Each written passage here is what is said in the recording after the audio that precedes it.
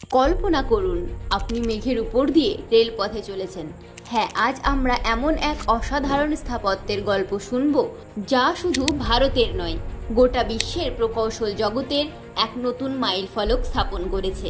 আমরা কথা বলছি চেনাব সেতু নিয়ে, যা বিশ্বের উচ্চতম রেল সেতু।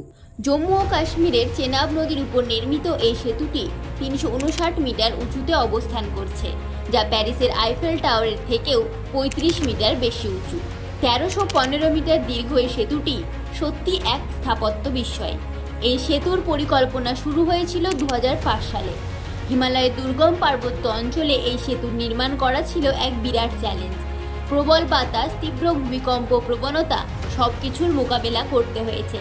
তাই সেতুটি ইস্পাত ও কনক্রিট দিয়ে এমনভাবে তৈরি করা হয়েছে যা রিক্টার স্কেলে 8 মাত্রার ভূমিকম্প এবং বড়সড় বিস্ফোরণেও অক্ষত থাকবে।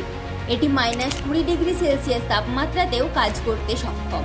Defence research and development organisation বা DRDO এই সেতুকে বিস্ফোরণ প্রুফ করতে সাহায্য করেছে।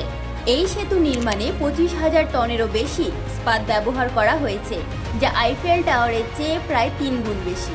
এটি তৈরি করতে বিশ্বের উচ্চতম ক্রসবার কেবল ক্রেন এবং বিশেষায়িতভাবে যন্ত্রপাতি ব্যবহার করা হয়েছে। এই সেতু শুধুমাত্র একটি ইঞ্জিনিয়ারিং বিষয় নয়, এটি জম্মু ও কাশ্মীরের জন্য এক গেম চেঞ্জার। ভাবুন, এটি কাশ্মীর উপত্যকাকে ভারতের মূল ভূখণ্ডের সাথে সারা বছর জুড়ে রেলপথে সংযুক্ত করবে। এর ফলে কাটরা থেকে শ্রীনগর যেতে সময় লাগবে মাত্র 3 ঘন্টা।